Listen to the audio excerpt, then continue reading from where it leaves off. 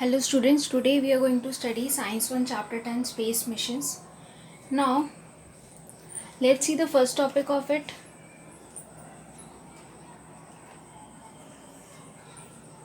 First question is, what do you mean by sky and space? Sky is nothing but whenever we stand on the surface of the earth, whatever you can see when you look up in the sky or towards the above of your head.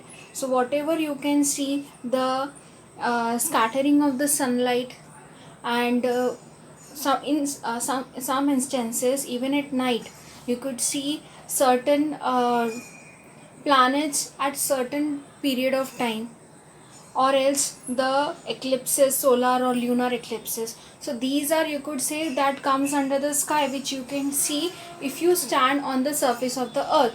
Whereas when I talk about the space, beyond from this surface and everything, this is inside the earth. Apart from the earth and including the earth, all the things comprises of the space. Now, next question would be, what are the different objects in the solar system? Now, solar system consists of star, the sun, and all the planets. Some are including of which are attracted by the gravity and also which are not attracted by the gravity. The planets may include Mercury, Venus, Earth, Mars, Jupiter, Saturn, Uranus and Neptune. Also the dwarf planet Pluto. Then with every planet has some number of moon, that will also be get included. Then asteroid belt contain many millions of asteroid, comets and meteoroids. Now let's see the next.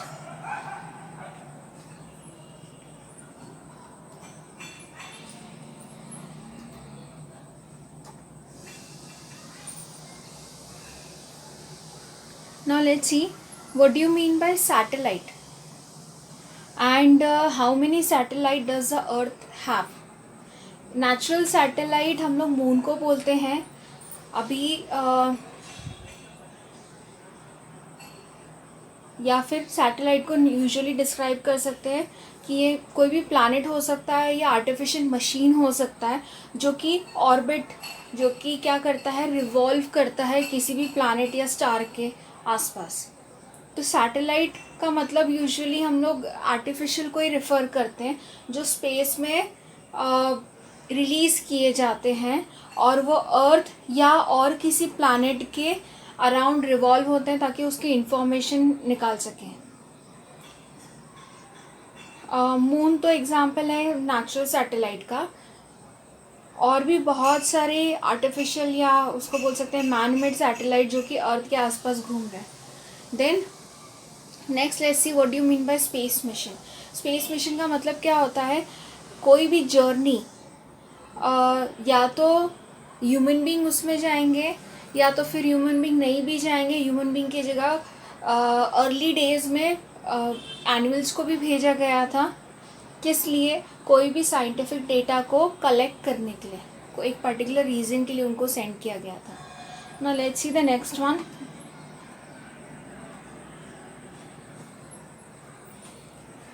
जो first person थे spacecraft में जाने के, as we all no कि वो Yuri गैगेरियन थे USSR के.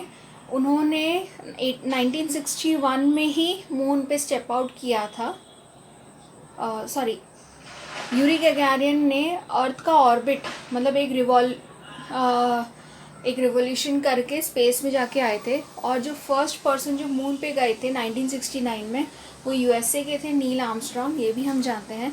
राकेश शर्मा जो हमारे इंडियन एस्ट्रोनॉट थे, वो 1984 में रशियन स्पेसक्राफ्ट के थ्रू गए थे. Then Kalpana Chawla and Sunita William, उन लोग ने भी स्पेस एक्सप्लोरेशन में और मतलब भाग लिया था. जो कि किसने ऑर्गेनाइज किया था वो स्पेस मिशन? नासा ने, national aeronautic and space administration, जो कि यूएसए का साइंस सेंटर है, स्पेस साइंस सेंटर.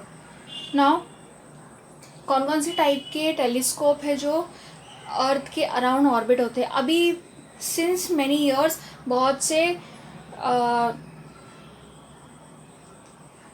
सैटेलाइट्स या ऑब्जर्व करने के लिए हम लोग कुछ इंस्ट्रूमेंट यूज़ करते हैं। यहाँ पे अगर मैं बात करूँ टेलीस्कोप्स की, तो 3 मेन टाइप के। अभी यहाँ पे आप सोच में पड़ोगे कि टेलीस्कोप कैसे ऑर्बिट कर सकते हैं, तो let me tell you students, जो आर्टिफिशियल सैटेलाइट्स होते हैं उनमें एक specialized type of camera fit किया जाता है, जो लेंसेज एंड ऑल यूज़ करते हैं, वही एक पार्ट ऑफ टेलीस्कोप है।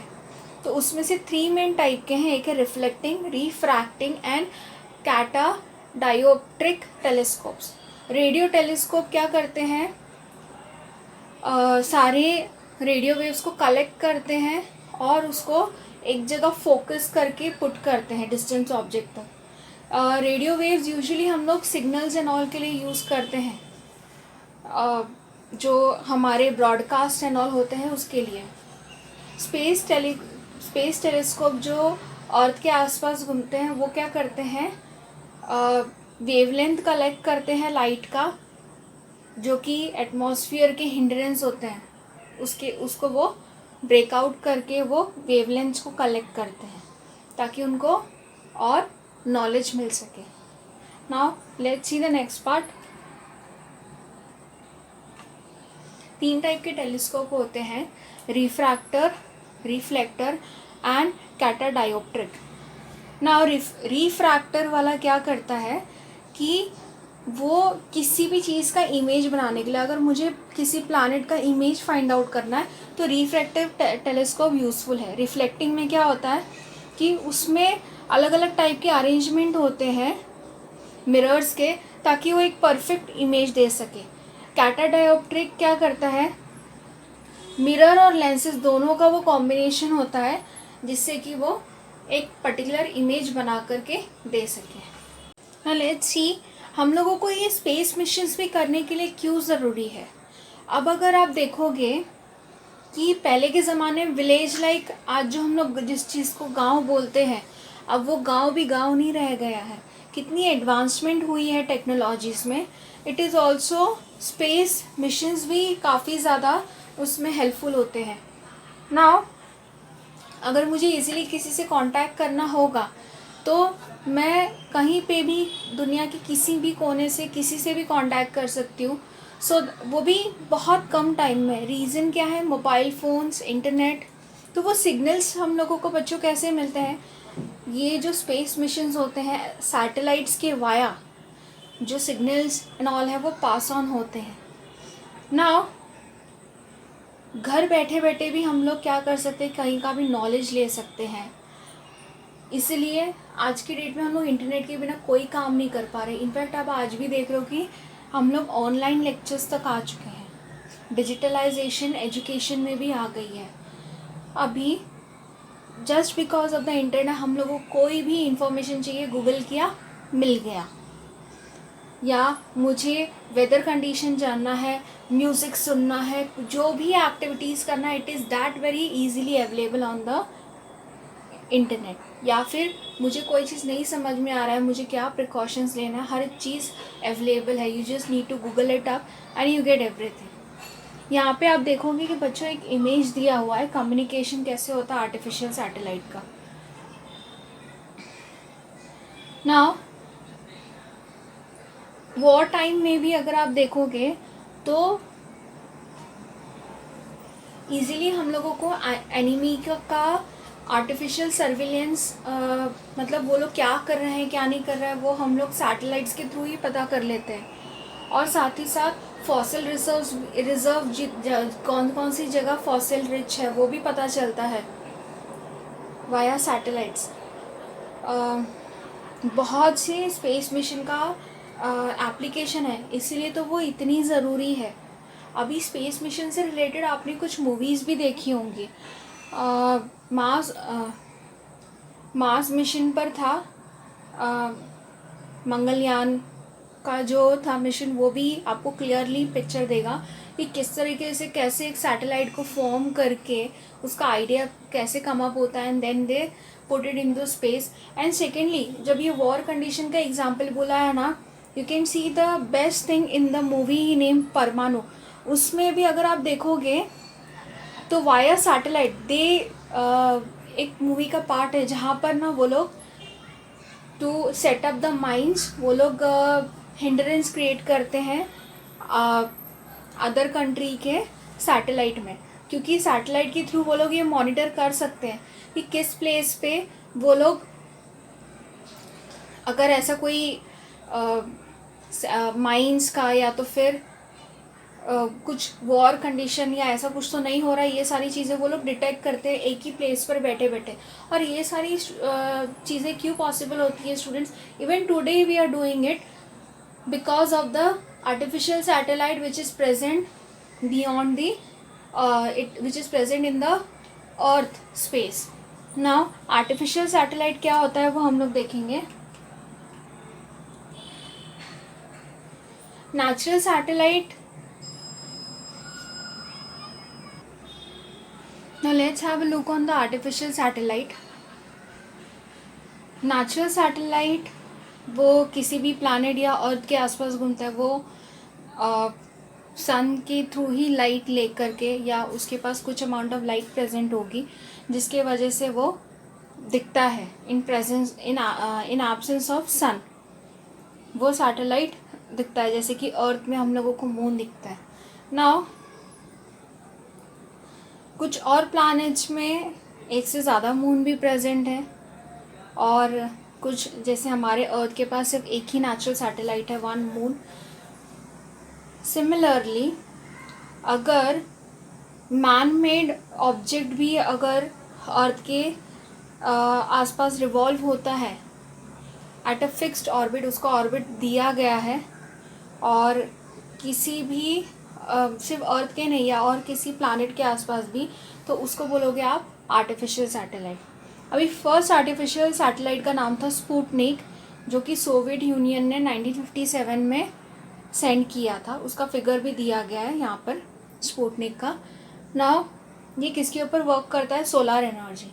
अब वहाँ पे स्टूडेंट्स इतनी तो कैपेसिटी नहीं होगी कि यूजिंग एनी अदर मीन्स, या हम लोग कोई बैटरी ऑपरेटेड चीज़ें, सिंस इट इज़ आर्टिफिशियल, या फ्यूल अगर उसमें पुट करेंगे तो वन पॉइंट पे वो ख़त्म होगा एंड आर्टिफिशियल डिस्कार्ड हो सकता है।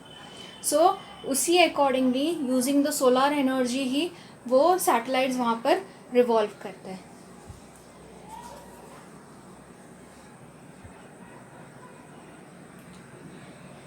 और उनके लिए क्या कौन सी चीज़ें यूज़ करते हैं? वोल्टाइक पैनल्स, और उसमें अटैच रहते हैं फोटोवोल्टाइक सेल्स एंड ऑल, जो एनर्जी ट्रैप करके एंड देन वो एनर्जी देते हैं so that it can revolve around the orbit of anything, either the earth और एनी अदर प्लैनेट। तो इंस्ट्रूमेंट्स, जो भी चीज़ें उसमें चाहिए होती है, वो पूरा इंस्टॉल किया जाता है ताकि सिग्नल्स को रिसीव भी कर सके, दे भी सके, ट्रांसमिट भी कर सके अर्थ से जिसको इन्फॉर्मेशन चाहिए, जिस कंट्री को, वहाँ तक, या दूसरे प्लैनेट से जिसको भी, जिसने भी, आई मीन टू से हियर दैट जो भी कंट्री वहाँ पर आर्टिफिशियल सैटेलाइट किसी भी अर्थ या दूसरे प्लैनेट पे भी सेंड कर रहे हैं, उनको सारा इन्फॉर्मेशन डायरेक्टली मिल जाता है। नाउ सैटेलाइट्स में इंस्ट्रूमेंट्स क्या क्या रहते हैं? जैसे जैसे उनका फंक्शन होगा अकॉर्डिंगली उसके इंस्ट्रूमेंट्स भी उसमें प्रेजेंट रहेंगे। जैसे कि सिग्नल अगर ट्रांसमिट करना है कहाँ से, अर्थ टू सैटेलाइट या सैटेलाइट टू मोबाइल टावर या मोबाइल फ़ोन, तो ये सब चीज़ें कैसे हो सकती है? बहुत से फंक्शन है, मतलब अकॉर्डिंगली उनको जो भी कैटेगरीज है उस हिसाब से इनको कैटेगराइज किया है इनसैट करके, that is Indian national satellite, GSAT, Jio synchronous satellite, IRNSS, Indian regional navigation satellite system, IRS, Indian remote sensing satellite, GSLV, Jio synchronous satellite launch vehicle, PSLV, polar satellite launch vehicle. मतलब ये different reason, मुझे अगर geographical region जानना है या फिर कोई nationality या मुझे किसी और कंट्री के ऊपर नज़र रखना है, तो डिपेंडिंग ऑन दैट इनको अलग अलग कैटेगरीज में डिवाइड किया गया, और वो उसी फंक्शन के अकॉर्डिंग उसमें उतने सेंसर चाहिए या कैमरा चाहिए, लेंसेज चाहिए या कोई टेलीस्कोप के पार्ट फिट करना, वो अकॉर्डिंगली वो फिट करते हैं and then they give the information from there. अभी इसमें पूरा इसका मेंशन किया गया है। As I have told you, type of satellite क्या है। वेदर सैटेलाइट में हम लोगों को वेदर कंडीशन जगह जगह रीजन्स में या फिर अदर प्लानट में भी क्या है, मेरे प्लानट पर भी, अर्थ पर भी क्या है, वो सारी चीज़ें भी पता चलती है। उसके एग्जांपल क्या है, इनसैट, जीसैट और लॉन्चर है GSLV। कम्युनिकेशन करने के लिए कौन सा रहेगा, एक पार्ट से लेके दूसरे पार्ट तक कुछ पर्टिकुलर वेव्स प्रेजेंट रहते हैं जो कि एक रीजन से दूसरी जगह पर वो ट्रांसमिट या ट्रांसफ़र किए जाते हैं। That is INSAT, GSAT and launcher. Mostly as a launcher GSLV is been used broadcast करने के लिए, जैसे कि क्रिकेट मैच हुआ या और भी कोई इंपॉर्टेंट चीज़ें हुई उसको ब्रॉडकास्ट करने के लिए। या यहाँ पर एग्जांपल दिया है टेलीकास्टिंग ऑफ टेलीविज़न प्रोग्राम। हम लोग फॉरेन के भी चैनल स्टूडेंट्स अभी देख पाते हैं because of certain satellite known as INSAT, GSAT and GSLV as a launcher. Navigation मतलब क्या, गूगल मैप्स बेस्ट एग्जाम्पल। मुझे अगर किसी के बारे कोई भी एरिया का मतलब मुझे फाइंड आउट करना है, कौन से प्लेस पर जाना है, कौन सा नहीं, पूरा डायरेक्शंस एंड ऑल सारी की चीज़ें पता चलती है। वाटरवे हो, एयरवे हो, सारी चीज़ें मुझे पता चलती है यूजिंग सिंपल ऐप्स। अभी जो ऐप्स भी हो गए हैं बिकॉज ऑफ द टेक्नोलॉजी, तो उसके लिए कौन से यूज़ होते हैं, IRNSS लॉन्चर, यहाँ पे PSLV होगा।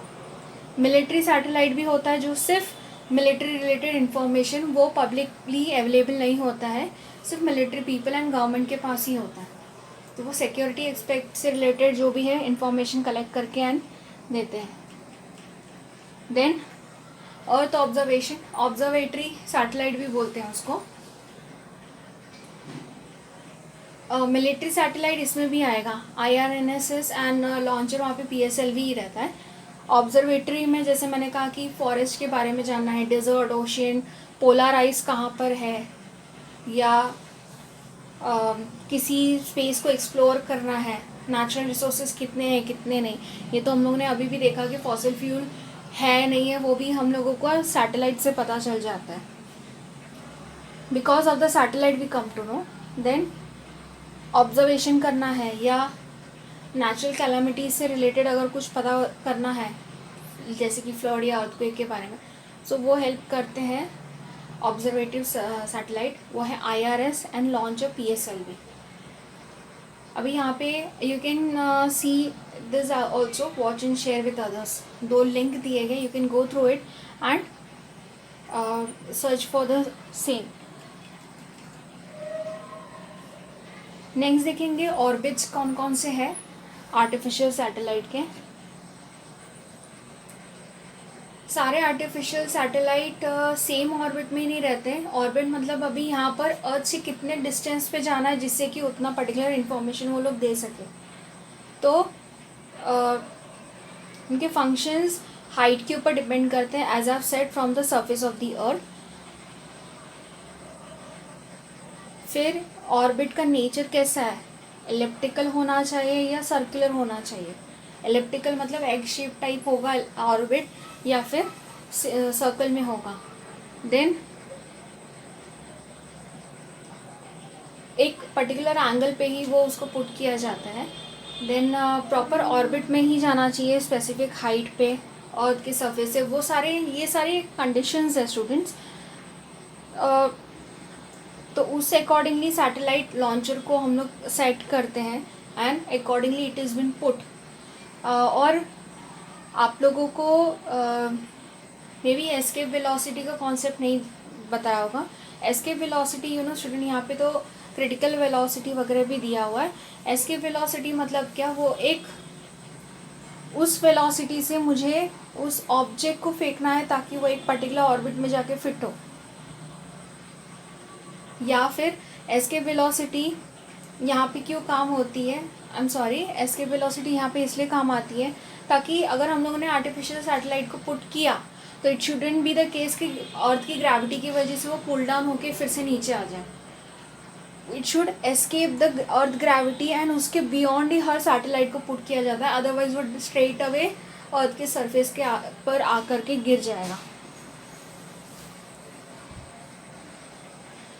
As I told you specific velocity होती है, ताकि उसकी यहाँ पर क्रिटिकल वेलोसिटी बोलते हैं, जो क्या करता है टेंजेंशियल डायरेक्शन के फॉर्म में। सो एज एक एस्केप वेलोसिटी होती है जो हम पहली बात तो सैटेलाइट को एस्केप करेगा ग्रेविटी के फील्ड से, एंड देन क्रिटिकल वेलोसिटी जाके क्या करता है टेंजेंशियली जो हाइट है, as you can see over here as well, यहाँ पर उसके टेंजेंशियल फॉर्म में, सो एज वो इस ऑर्बिट में ही रिवॉल्व कर सके। देन अकॉर्डिंगली जो सैटेलाइट है वो रिवॉल्व होना स्टार्ट होगा। अभी फॉर्मूला को डिराइव कैसे कर सकते हो ये इस क्रिटिकल वेलोसिटी का, तो यहाँ पे हम लोग सपोज करेंगे कि एक सैटेलाइट होगा जिसका मास m दिया है हम लोगों को। नाउ उसकी हाइट जहाँ पर मुझे उसको भेजना है from the earth surface, let it be h, speed उसका या उसकी बोलेंगे velocity, critical velocity will be v/c। ये मैंने आपको बताया था ग्रेविटेशन चैप्टर में, आपने ये सब भी पढ़ा हुआ है। उसका जो सेंट्रीपिटल फोर्स होगा, सेंट्रीपिटल फोर्स का मतलब क्या होता है, दो टाइप के फोर्स होते हैं। अगर मैं एक suppose for example consider me in the centre standing there, मैंने एक थ्रेड टाई किया, वहाँ पे बॉल टाई किया, मैं कंटिन्यू घुमा रही हूँ, तो दो फोर्स एक्ट करता है स्टूडेंट्स। सेंट्रीफ्यूगल मतलब ये टेंजेंशियल वाला फोर्स है जो हम लोगों को यहाँ क्रिटिकल वेलोसिटी में चाहिए। एक सेंट्रीपिटल फोर्स मतलब क्या, जो टूवर्ड्स मेरे तरफ होगा। जब आप देखोगे, जब मैं वो कंटिन्यूसली उस बॉल को सर्कुलर मोशन में मूव करूँगी एंड एक पॉइंट के बाद वो मेरी तरफ भी अट्रैक्ट होता है, तो जो अमाउंट ऑफ फोर्स वहाँ पे लग रहा है जिससे कि वो मेरी तरफ अट्रैक्ट हो रहा है उसको बोलेंगे सेंट्रीपिटल फोर्स। और जो फोर्स है वो इन सर्टन केसेस मोमेंटम बढ़ने के वजह से क्या होता है कि वो एस्केप कर जाता है, मतलब वो बॉल, वो स्ट्रिंग टूट जाएगी एंड देन वो बॉल टूट के वो टेंजेंशियल के डायरेक्शन में चला जाएगा, जो कि यहाँ पर आपको मेंशन किया है।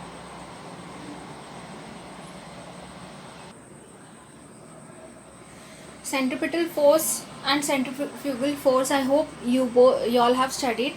Now centripetal force को हम लोग कैसे देंगे, mv square, that is mvc square upon r। अब यहाँ पर r क्या है, ऑर्बिटल रेडियस होगा जो कि सेंटर ऑफ अर्थ से लेके सैटेलाइट तक होगा। यहाँ पर आप देख सकते हो r का value. Now from this itself you could say that r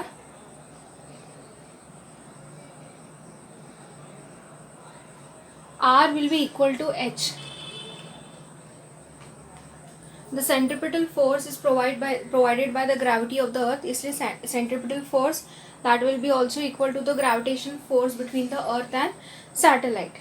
So you could say mvc square upon r plus h will be giving you gravitation constant into mass of the earth into mass of the satellite upon r plus h the whole square. Now let's see g, capital G is gravitational constant, that is 6.67 into 10 raised to minus 11 Newton meter square per kg square. M is the mass of the earth given as 6 into 10 raised to 24 kg. R is the radius of the earth given as 6.4 into 10 raised to 6 meter, that is 6400 kilometer. H is the height of the satellite above the earth surface. यहाँ हम लोग height क्या लेंगे, अर्थ की surface से जो satellite की height होगी वो h लेंगे। r plus h will be the radius of the orbit of the satellite. So from this equation you can see as velocity vc square. From this can you see that this m and this m gets cancelled. Now you could say that VC square is equal to 1 r plus h can get cancelled over here. This is squaring and this is single. Now gm upon r plus h. So VC square, taking square root on both the side, you get VC square. VC is equal to root of gm upon r plus h. Let it be equation number 1. अभी इसमें से आप क्या सोच सकते हो कि ये critical velocity mass of satellite पर डिपेंड नहीं करती है. किसके ऊपर डिपेंड करती है? हाइट ऑफ द सैटेलाइट, जो कि आपके अर्थ के सरफेस से रहेगा. क्रिटिकल वेलोसिटी और इन सब से हम लोग ये भी सोच सकते हैं कि अगर हाइट बढ़ेगा सरफेस से अर्थ के, किसका? सैटेलाइट, तो क्रिटिकल वेलोसिटी उतनी ही कम होगी, क्योंकि ये वाइस वर्सा हो गया. ये इन्वर्सली प्रोपोर्शनल है students. You can C now depending upon the height of the satellite, कितने हाइट पे हम लोग सैटेलाइट को भेज रहे हैं. सैटेलाइट को 3 टाइप में डिवाइड किया गया है. That is first high earth orbit, HEO भी बोलते हैं. अगर 35,780 किलोमीटर ज़्यादा मतलब इतने दूरी पे from the earth surface satellite को सेंड किया जाएगा तो उसको हाई अर्थ ऑर्बिट बोलेंगे. ये हम लोग सॉल्ड एग्जाम्पल में जब हम लोग न्यूमेरिकल्स करने जाएंगे उसमें भी आप देखोगे कि HEO क्या होगा, MEO क्या होगा. MEO is a medium earth orbit, LEO is a low earth orbit. Now around एक रिवोल्यूशन लेने के लिए HEO ऑर्बिट्स में 1 डे लगेगा, दैट इज़ 24 आवर्स.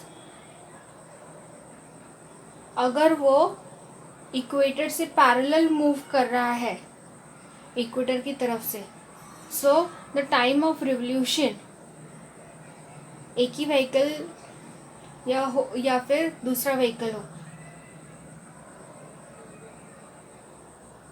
मतलब ऐसा लगेगा कि वो सैटेलाइट मूव नहीं कर रहा है, बिकॉज अर्थ भी मूव कर रहा है एंड सैटेलाइट भी मूव कर रहा है. तो ऐसा लगेगा कि दोनों सेम स्पीड से ही चल रहे हैं. तो आपको ये लगेगा कि सैटेलाइट मूव ही नहीं कर रहा है, वो एक ही जगह पर है. अभी यहाँ पर भी, इसलिए इसको जियो सिंक्रोनमस सैटेलाइट्स में भी लेते हैं. जो GSAT वाले हम लोग ने देखे थे वो इसमें आते हैं. ये सैटेलाइट स्टेशनरी होने के वजह से वो एक पर्टिकुलर पोर्शन ऑफ अर्थ के बारे में, मतलब वो अर्थ के साथ ही रिवॉल्व होते हैं ना, इसलिए वो एक पर्टिकुलर रीजन के बारे में क्लियर पिक्चर बताते हैं. इसलिए उसको मीटीरियोलॉजी या फिर टेलीफोन के सिग्नल के लिए, टेलीविज़न के लिए या रेडियो के सिग्नल्स के लिए मोस्ट ऑफ यूज़ करते हैं. नेक्स्ट क्या है? MIO, मीडियम अर्थ ऑर्बिट, जिसका 2000 किलोमीटर से लेके 35,780 किलोमीटर के बीच में आता है. अभी as I said MIO 2000 kilometre से 35,780 किलोमीटर के रेंज में इसको MIO सैटेलाइट बोलेंगे. तो जियो स्टेशनरी सैटेलाइट ऑर्बिट, जो कि इक्वेटर के थोड़ा सा ऊपर रहेंगे, और इसका मतलब ये नहीं है कि वो इक्वेटर से थोड़ा ऊपर है तो पोलर रीजन्स की स्टडी के लिए, बट ये लोग सर्कुलर पाथ नहीं फॉलो करते हैं, ये एलिप्टिकल पाथ मतलब एग शेप पाथ को फॉलो करते हैं पोलर रीजन से गुजरते हुए. ये ऑर्बिट को पोलर ऑर्बिट भी बोल सकते हैं. इस ऑर्बिट में सैटेलाइट जो है एक रिवोल्यूशन 2 से लेके 2 to 24 आवर्स लगाता है. अब इसमें से कुछ सैटेलाइट है वो सर्कुलर में भी जाते हैं, अराउंड उनका रेंज है 20,200 किलोमीटर अर्थ सरफेस से. तो वो ग्लोबल पोजिशनिंग सैटेलाइट वो इसमें आते हैं. जो ग्लोबल पोजिशनिंग सैटेलाइट होते हैं वो इस रेंज में आते हैं 20,200 किलोमीटर में. नाउ नेक्स्ट वाला देखते हैं लो अर्थ ऑर्बिट में.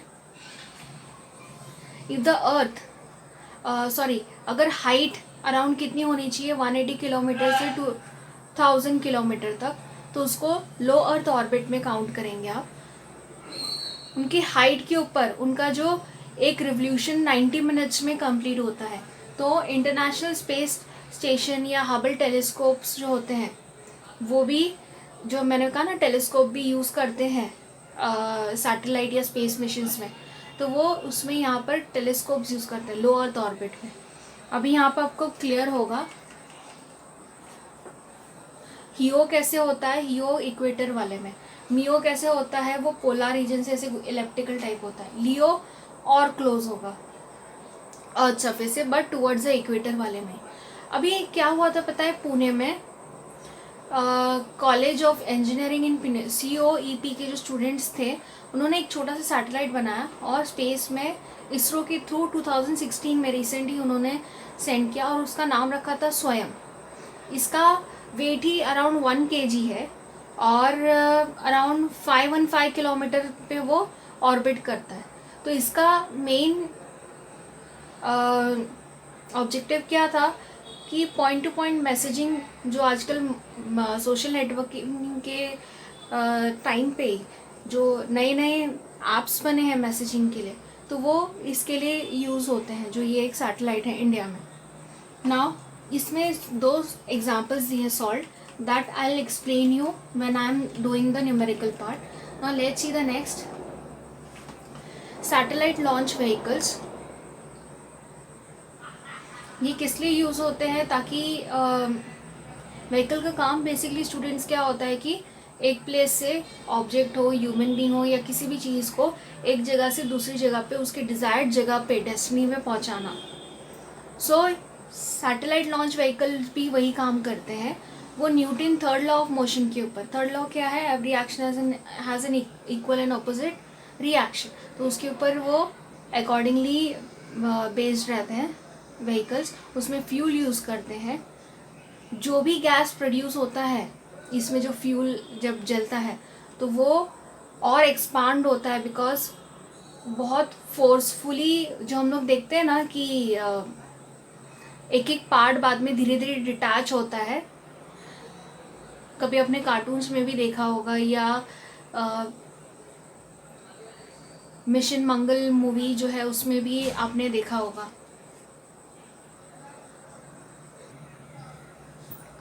ना वो क्यों होता है, बिकॉज अगर आप हायर एल्टीट्यूड्स में भी जाते हो टुवर्ड्स, जैसे जैसे ये व्हीकल रिलीज़ करने के बाद हायर एल्टीट्यूड्स में जाता है, तो जो भी कंबशन के बाद जो बाई प्रोडक्ट निकलता है उस फ्यूल का, वो और एक्सपांड होता है और उसके एक्सपांशन की वजह से बहुत ट्रेमेंडियस प्रेशर होता है। तो उस प्रेशर की वजह से धीरे धीरे इट बिकम्स ईजी डिटैच करने के लिए इन पार्ट्स को।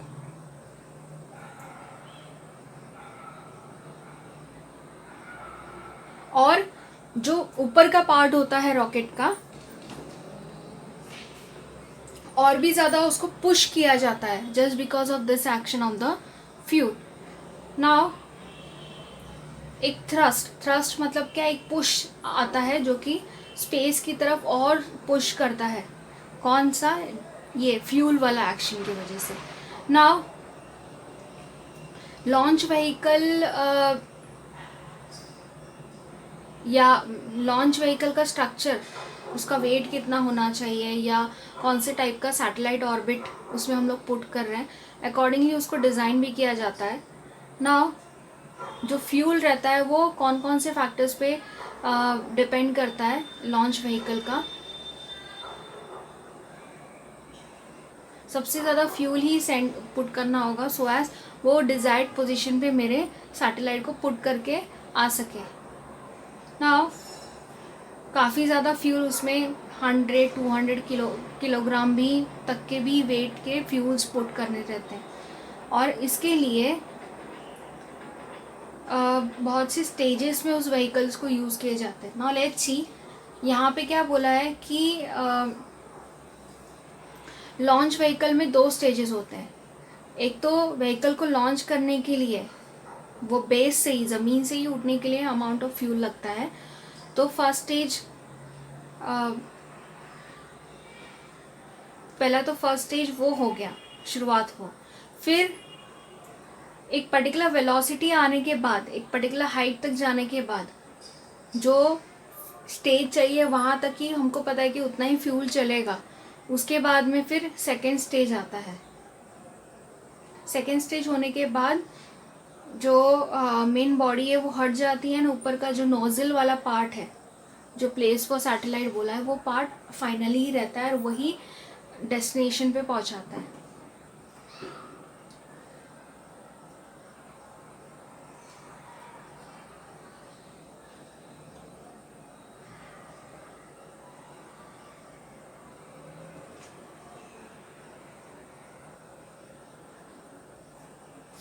और ये ऑटोमेटिकली होता है, एक पार्ट में हुआ ऐसे करते करते ना। यहाँ पर अगर आप देखोगे, इंजन यूजिंग सॉलिड फ्यूल, जो इनिशियल थ्रस्ट देता है, एज आई टोल्ड यू, यहाँ पर भी आप देख सकते हो। फर्स्ट पार्ट में सेपरेशन हुआ, देन बूस्टर रॉकेट्स हटेंगे, देन फ्यूल टैंक हटेगा, देन फाइनली लास्ट वाला हटेगा एंड सैटेलाइट जो है वो अपने ऑर्बिट में जाके लॉन्च हो जाएगा। और यहाँ पे इसका स्ट्रक्चर भी स्टूडेंट्स दिया हुआ है। First stage solid fuel, first और लास्ट स्टेज वो भी, सेकेंड और थर्ड, सेकेंड में लिक्विड फ्यूल दिया है, थर्ड में भी सॉलिड फ्यूल, फोर्थ में लिक्विड और लास्ट में सैटेलाइट। तो ये सारे स्टेजेस से गुजरते हुए वो डिपेंडिंग अपॉन द हाइट कौन से हाइट पे हीओ में भेज रहे, लियो में भेज रहे, मियो में भेज रहे, अकॉर्डिंगली उसमें उतने अमाउंट ऑफ फ्यूल भी पुट किए जाते हैं।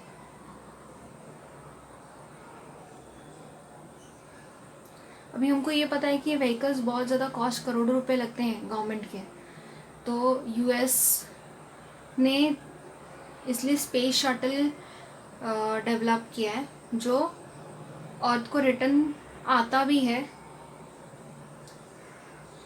फ्यूल टैंक तो ऑटोमेटिकली निकल जाता है, बट वो स्पेस शटल जो है वो रिटर्न आ जाता है ताकि हम लोग बार बार उसको यूज़ कर सके और भी स्पेस मिशंस के लिए।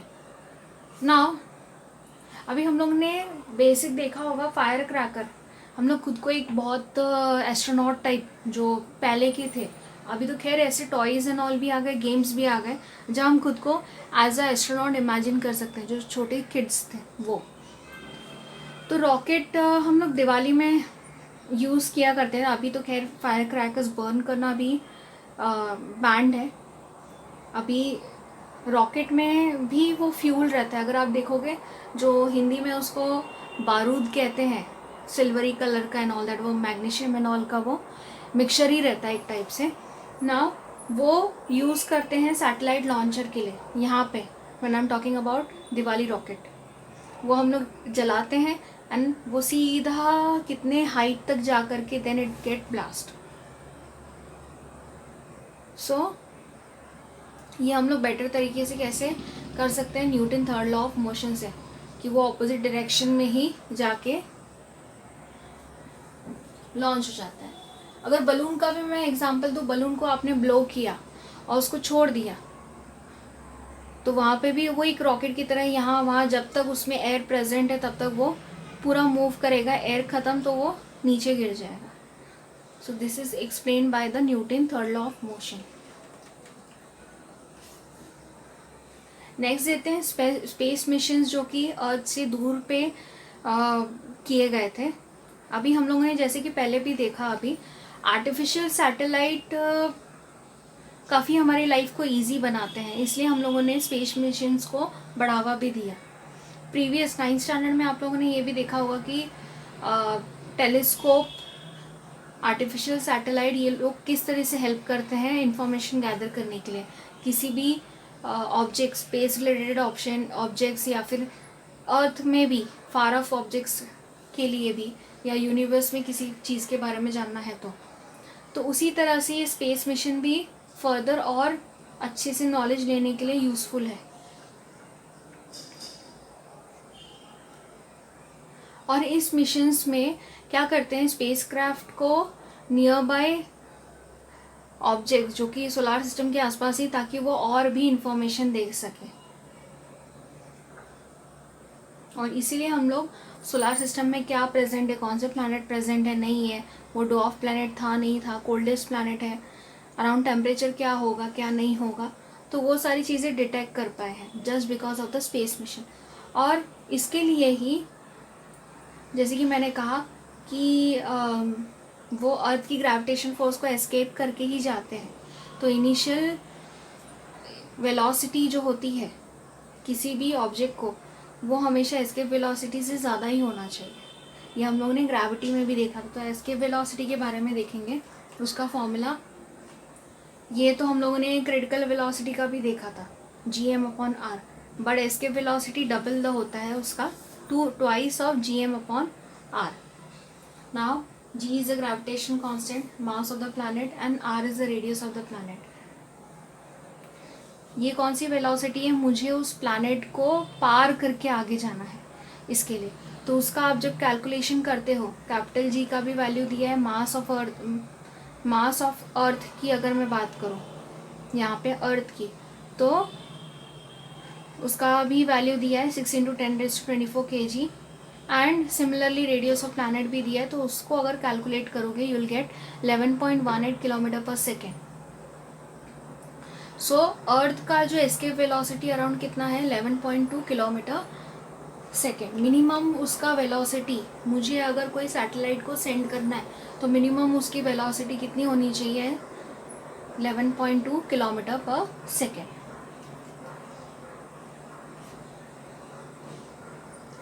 जो भी एस्ट्रोनॉमिकल ऑब्जेक्ट है जो सबसे नज़दीक है हमारे, अराउंड कितने किलोमीटर नज़दीक है? वो मून है, जो कि 3,84,000 किलोमीटर ही दूर है हमसे। तो अराउंड 1 सेकेंड, लाइट को अगर ट्रैवल करना है ना अर्थ से मून से, 1 सेकेंड में पहुंच जाते हैं। इसका मतलब अगर हम लोग लाइट के ट्रैवल से कभी अगर पहुंचना चाहे तो सिर्फ 1 सेकेंड लगेगा मून में पहुंचने के लिए। तो हम लोग को ये भी पता है स्पेस क्राफ्ट बहुत जल्दी नॉर्मल चीज़ों से इजीली स्पीड पकड़ के जल्दी से पहुंच जाता है। तो हम लोग मून भी जल्दी से पहुंच सकते हैं वाया द स्पेस क्राफ्ट। तो shortest time taken by the space craft is around, हम लोग मून मतलब अब तक स्पेस क्राफ्ट जो भेजे गए थे मून पे, सबसे कम टाइम कितना हुआ था? 8 hours 36 minutes। That is merely, आप अगर जिसका विलेज फार ऑफ होता है, इतने टाइम में हम लोग विलेज भी नहीं पहुंच पाते हैं। 24 घंटे, किसी को 14 hours लगते हैं, 16 hours लगते हैं। उससे भी कम टाइम में हम लोग मून पे पहुंच सकते हैं। Now let's see the missions. अलग अलग मिशंस देखेंगे अभी। मून मिशन देखते हैं। मून सबसे क्लोजेस्ट है। तो फर्स्ट स्पेस मिशन जो हुआ था यूएसए ने किया था, देन सोवियत यूनियन ने भी किया, European country, China, Japan and India, ये सारी कंट्रीज़ हैं जिन्होंने मून मिशंस किया है। फर्स्ट यूएसए ने किया था। तो स्पेस क्राफ्ट जो कि Luna series, Luna related to the moon, जो फर्स्ट था वो सोवियत यूनियन ने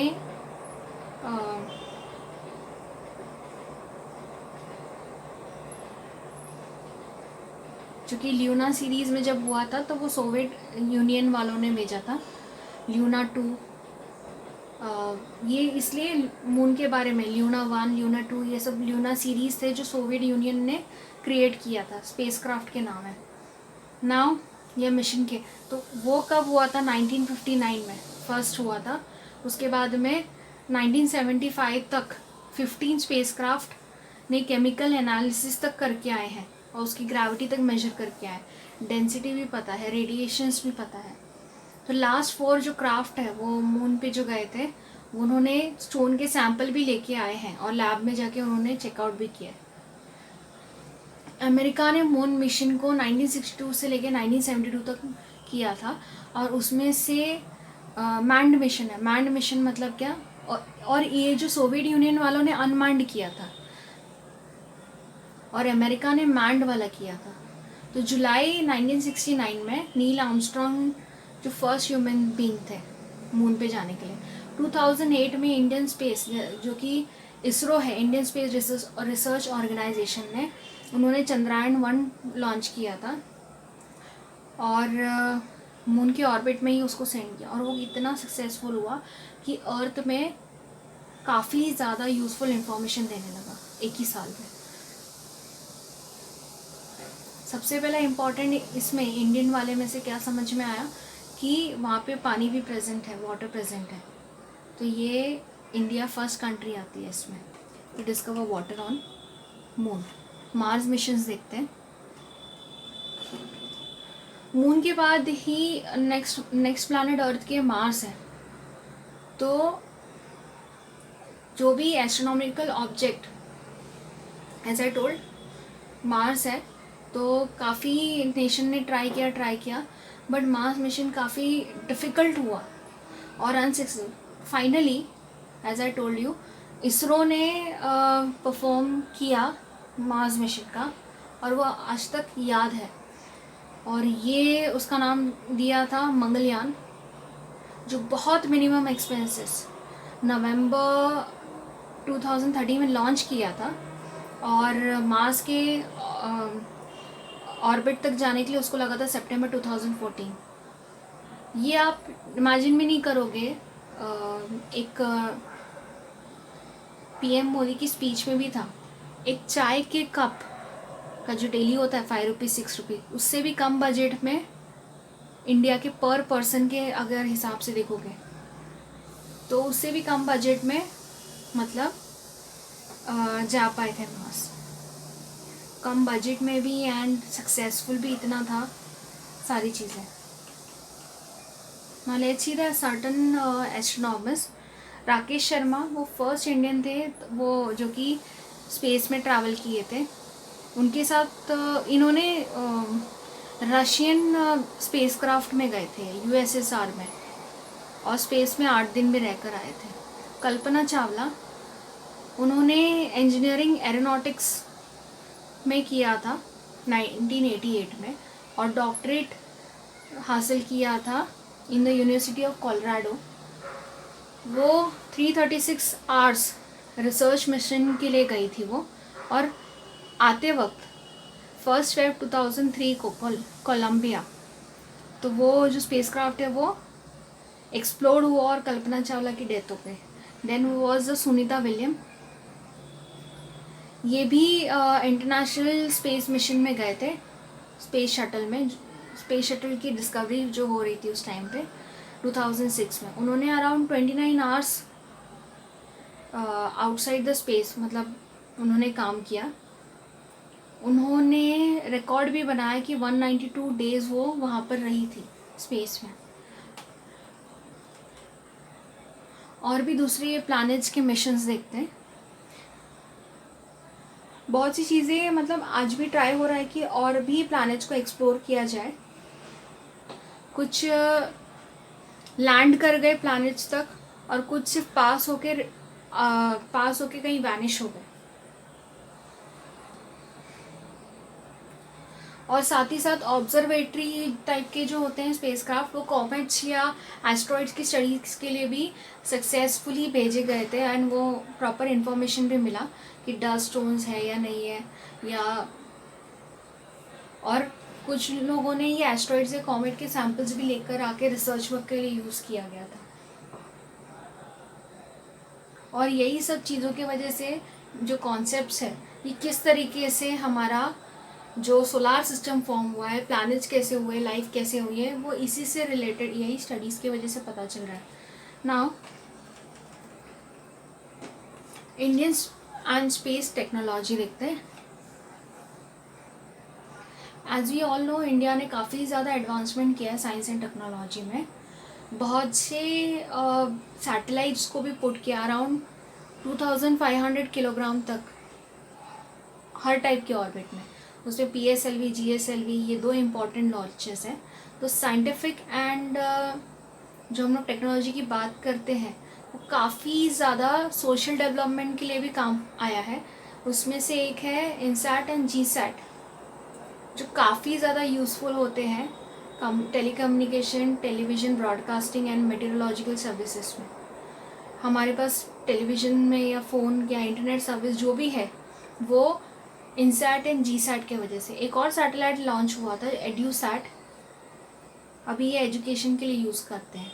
IRS सैटेलाइट जो यूज़ करते हैं वो मैनेज करने के लिए, natural resources and all disaster management, ये सारी चीज़ों को बताने के लिए। या फिर जो अर्थ सरफेस पे जो प्रॉपर लैटिट्यूड लॉन्जिट्यूड में कौन सी चीज़ें प्रेजेंट है, कौन सी, तो वो सारी चीज़ें भी क्लियर बताता है। देन IRNSS इसीलिए यूज़ किया जाता है, किस लिए? लैटिट्यूड लॉन्जिट्यूड के बारे में पता करने के लिए। अभी यहाँ पे रीड, अगर आप सर्फिंग करते हैं, you can search about Thumba Thiruvananthapuram, ये सब सैटेलाइट लॉन्च के सेंटर है। Then Sriharikota, then Chandipur Odisha. Space research organisation कौन से हैं? विक्रम साराभाई स्पेस सेंटर जो कि तिरुवनाथपुरम में, केरला में। Then Satish Dhawan space research centre Sriharikota, space application centre Ahmedabad. So ये सारे इंडिया में है, इनके बारे में आप इन्फो भी ले सकते हैं। एंड इफ़ पॉसिबल, अगर वहाँ पे परमिशन मिलती है तो कुछ स्टूडेंट्स को एक विज़िट के लिए भी चांस मिलता है। अभी साइंटिस्ट के बारे में, one of the important Vikram Sarabhai, उनको father of Indian space programme बोला जाता है, क्योंकि उन्होंने physical research laboratory PRL Ahmedabad में उन्होंने बनाया था इन द ईयर 1962 में। तो इंडियन गवर्नमेंट ने भी उनको उस टाइम पे national committee for space research में ऐड किया था, और उन्हीं के अंडर फर्स्ट सैटेलाइट लॉन्च किया गया था, जो कि तुम्बा में हुआ था 1963 में। तो लॉन्चिंग जो फर्स्ट इंडियन सैटेलाइट था आर्यभट्ट, वो इनके ही ऑब्जर्वेशन के अंडर था, और इनका एफर्ट्स भी बहुत ज़्यादा था उसके अगेन उसमें। और कहाँ से पुट किया गया था? From the ISRO, Indian space research organisation. अभी देखते हैं कि स्पेस में जो डेब्रिज और उसकी मैनेजमेंट कैसे होती है। अभी आर्टिफिशियल सैटेलाइट के अलावा भी जो भी चीज़ें अर्थ के आसपास जो रिवॉल्व करती हैं, नॉन फंक्शनल सैटेलाइट हुआ, या जो लॉन्चर डिटैच हो जाते हैं लॉन्चिंग के वक्त, अनसक्सेसफुल लॉन्चिंग के टाइम पे, तो जो भी डेब्रीज आते हैं वो क्या कर सकते हैं? दूसरे सैटेलाइट के साथ कोलाइड कर सकते हैं। तो इस बात का भी ध्यान देना पड़ता है।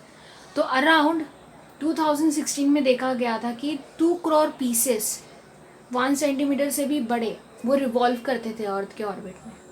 वो कुछ नहीं तो डेब्रीज थे। डेब्रीज मतलब नॉट नेसेसरी कि स्पेस मिशन के ही ड्रॉबैक्स के मतलब उनके कोलिजन एंड ऑल के ही होंगे, और भी चीज़ें हो सकते हैं, स्पेस के डस्ट एंड ऑल, या एस्ट्रॉइड या कॉमेट के कुछ पार्ट, वहाँ पर भी कोलिजन होते हैं, वो भी पार्ट हो सकते हैं इसमें। नाउ ये सारी चीज़ें हमारे सैटेलाइट को बहुत हिंड्रेंस क्रिएट करते हैं, काफ़ी प्रॉब्लम क्रिएट करते हैं। सो ये इन सैटेलाइट के साथ अगर कोलाइड करेंगे, पता चला हमारा मिशन सक्सेसफुल हुआ, just because of this debris, it can cause hindrance. या मेरे स्पेस क्राफ्ट को के साथ भी, जो स्पेस क्राफ्ट भी मैं भेज रही हूँ उसमें भी वहाँ पे डैमेज क्रिएट कर सकते हैं। सो ये धीरे धीरे बढ़ते ही जा रहे हैं, बिकॉज बहुत से स्पेस मिशंस कैरी आउट होने की वजह से। तो नए नए स्पेस क्राफ्ट लॉन्च करना भी काफ़ी मुश्किल हो जाता है। इसीलिए इनको मैनेज करने के लिए कुछ स्टडीज़ होते, कुछ एक्सपेरिमेंट किए जाते हैं, और होपफुली अब तक तो 100% इसका सोल्यूशन नहीं हुआ है। जल्दी से जल्दी इसका पूरा क्लैरिटी करेंगे, सोल्यूशन निकालेंगे, ताकि और डेंजरस ना हो सके, कि ultimately it is going to fall on the earth surface अगर वो अर्थ के ऑर्बिट में है। So we need to think about it. With this, students, I complete with the theory part of this chapter, numericals. I'll let you know with the next video. Thank you.